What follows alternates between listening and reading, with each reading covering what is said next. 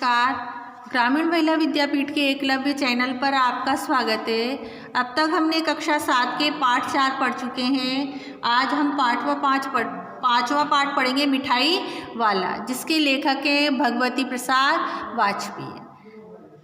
बहुत ही मीठे स्वरों के साथ वे गलियों में घूमता हुआ कहता, बच्चों को बहलाने वाला खिलौने वाला। मिठाई वाला गांव की गलियों में घूमता हुआ आवाज़ें लगाता है कि बच्चों को बहलाने वाला खिलौने वाला आ गया है, और वे गली गली में घूमता था।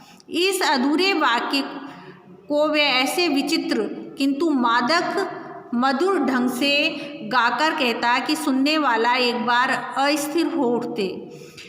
वह ये वाक्य जो खिलौने वाला बहलाने वाला कहता, वो इतना मादक भरा था और इतने मधुर स्वर में गीत गाकर कहता था कि उसको सुनकर जो भी सुनता था वे उसी स्थान पर स्थिर हो जाता था, रुक जाता था। उसके स्नेहाभिषिक्त कंठ से फूटा हुआ गाना, उसका स्नेह भरे कंठ यानी गले से निकला हुआ ये गाना सुनकर निकट के मकानों में हलचल मच जाती थी। जब ये मीठे स्वर में गाता था कि खिलौने वाला खिलौने बेचने आ गया है, सबके मन को बहलाने वाला है, जब ये स्वर सुंदर मधुर स्वर सुनते थे तो आसपास के मकानों में हलचल मच जाती थी।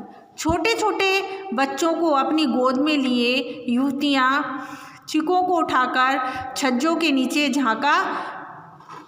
झांकने लगती। जब वे यह स्वर सुनती तो जो मकानों की स्त्रियां हैं वे अपने छोटे छोटे बच्चों को घर की छत से नीचे झांक कर देखती और उनको खिलौने दिलाने के लिए नीचे आ जाती। और गलियों में और उनके अंतर्व्यापी छोटे छोटे उद्यानों में खेलते और इठलाते हुए बच्चों का झुंड उसे घेर लेता था। और गलियों की औरतें और बच्चे जो कहाँ बगीचों में खेल रहे हैं उसकी आवाज़ सुनते ही उसको चारों तरफ से घेर लेते थे। और तब वे खिलौने वाला वहीं बैठकर खिलौनों की पेटी खोल देता था। और जब सब बच्चे इकट्ठे हो जाते थे खिलौने खरीदने के लिए, तो वे खिलौने वाला वहीं बैठकर अपनी पेटी को खोल देता था। बच्चे खिलौने देखकर पुलकित हो उठते, बच्चे खिलौने देखकर प्रसन्न हो उठते। वे पैसे लाकर खिलौनों का मोल भाव करने लगते और वे अपने अपने घरों से पैसे ले आते और खिलौनों को मोल भाव करते। पूछते इसका दाम क्या है, वे खिलौने वाले से पूछते तोतली भाषा में कि इसका क्या दाम है, क्या मूल्य है, ओल इचका।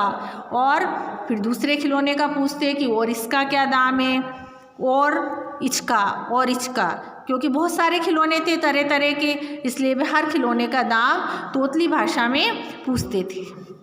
खिलौने वाला बच्चों को देखता और उनकी नन्ही नन्ही उंगलियों से पैसे ले लेता और बच्चों की इच्छा अनुसार उन्हें खिलौने दे देता था। और खिलौने वाला उन बच्चों की छोटी छोटी उंगलियों से पैसे ले लेता और उनकी इच्छा के अनुसार उन्हें खिलौने दे देता।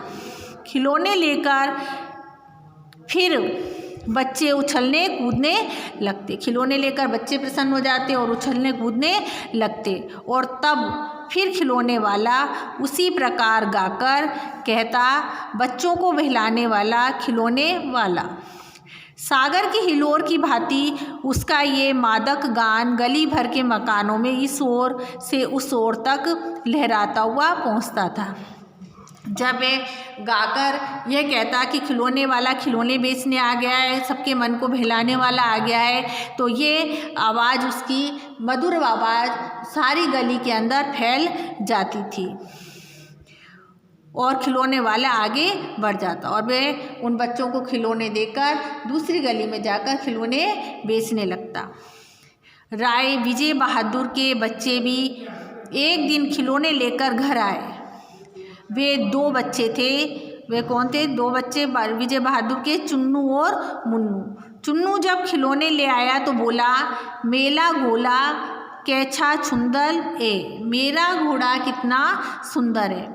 मुन्ना बोला, और देखो मेला कैछा छुंदल है, और देखो मेरा कितना सुंदर है। दोनों अपने हाथी घोड़े लेकर घर भर में उछलने लगे। दोनों बच्चे अपने हाथी और घोड़ों खिलौनों को लेकर पूरे घर के अंदर उछलने लगे। इन बच्चों की माँ जो कौन थी? रोहिणी। क्या था उन बच्चों की माँ का नाम? रोहिणी। कुछ देर तक खड़े खड़े उनका खेल निरखती रही, उनके खेल को देखती रही। अंत में दोनों बच्चों को बुलाकर उसने पूछा, अरे ओ चुन्नू मुन्नू, ये खिलौने तुमने कितने में लिए हैं? मुन्ना बोला, 2 पैसे में खिलौने वाला दे गया है। मुन्नू ने कहा, अपनी माँ को जवाब दिया कि खिलौने वाला ये खिलौने हमें 2 पैसे में दे गया है। रोहिणी सोचने लगी, इतने सस्ते कैसे दे गया है, कैसे दे गया है ये तो वही जाने, लेकिन दे तो गया ही है, इतना तो निश्चय ही है। वह खिलौनों को देखकर कहने लगी कि ये इतने सस्ते दामों में खिलौने वाला इन खिलौनों को कैसे दे गया। फिर सोचने लगी, पर दे तो गया। एक जरा सी बात ठहरी, रोहिणी अपने काम में लग गई। ये सोचती सोचती इस बात को छोड़कर रोहिणी अपने काम में लग गई। फिर कभी उसे इस पर विचार करने की आवश्यकता ही भला क्यों पड़ती। अब उसने इस बात को मन से निकाल दिया कि इतने सस्ते दामों में खिलौने क्यों दे गया, और वे अपने काम में लग गई और उसे ये आवश्यकता दोबारा नहीं पड़ी कि वे इस विषय में सोचे। 6 महीने बाद नगर भर में 2-4 दिनों से एक मुरली वाले के आने का समाचार फैल गया था, लेकिन 6 महीने बाद दोबारा सारे नगर में ये बात फैल गई कि एक मुरली वाला मुरली बेचने आता है। लोग कहने लगे, वाह भाई, वाह भाई वाह, मुरली बजाने में वे एक ही उस्ताद है। और कहने लगे कि मुरली बजाने का उसे बहुत ज्ञान है, वे मुरली बजाने में उस्ताद है। मुरली बजाकर गाना सुनाकर वे मुरली बेचता भी है, सो भी 2-2 पैसे में। वे गाना भी गाता है और मुरली भी बेचता है, और वह भी सस्ते दामों में। कितने पैसे में? 2 पैसे में। भला इसमें उसे क्या मिलता होगा, भला उसको इन 2-2 पैसे से क्या बचता होगा। मेहनत भी तो ना आती होगी, उसकी मेहनत का भी फल उसे नहीं मिलता होगा। एक व्यक्ति ने पूछ लिया, कैसा है वे मुरली वाला? मैंने तो उसे नहीं देखा। उत्तर मिला, उम्र तो उसकी अभी अधिक ना होगी, यही 30-32 का होगा। दुबला पतला गोरा युवक है, बीकानेरी रंगीन साफा बांधता, और सिर पर बीकानेरी रंगीन साफा बांधे रखता है। दुबला पतला है, वही तो नहीं जो पहले खिलौने बेचा करता था। क्या वह पहले खिलौने भी बेचा करता था? उसे आश्चर्य हुआ कि जो खिलौने वाला पहले खिलौने बेचता था वे आज मुरली बेच रहा है। हाँ, जो आकार प्रकार में तुमने बताया है उसी प्रकार का वह भी था। और उन्होंने कहा कि जिस प्रकार का तुमने इसका आकार प्रकार बताया है उसी प्रकार ही वे खिलौने वाला भी था, तो वही होगा। पर भाई है वह एक उस्ताद। प्रतिदिन इसी प्रकार उस मुरली वाले की चर्चा होती। प्रतिदिन नगर की प्रत्येक गली में उसका मादक मृदुल स्वर सुनाई पड़ता। रोजाना गलियों के अंदर उस खिलौने वाले का जो मुरली बेच रहा था उसका मधुर स्वर सुनाई पड़ता। बच्चों को बहलाने वाला, मुरलिया वाला। पहले वे कहता था बच्चों को बहलाने वाला, खिलौने वाला, लेकिन अब मुरली बेच रहा था इसलिए वे कहता बच्चों को बहलाने वाला, मुरलिया वाला। रोहिणी ने भी मुरली वाले का ये स्वर सुना, तुरंत ही उसे खिलौने वाले का स्मरण हो आया। स्मरण यानी याद आ गई।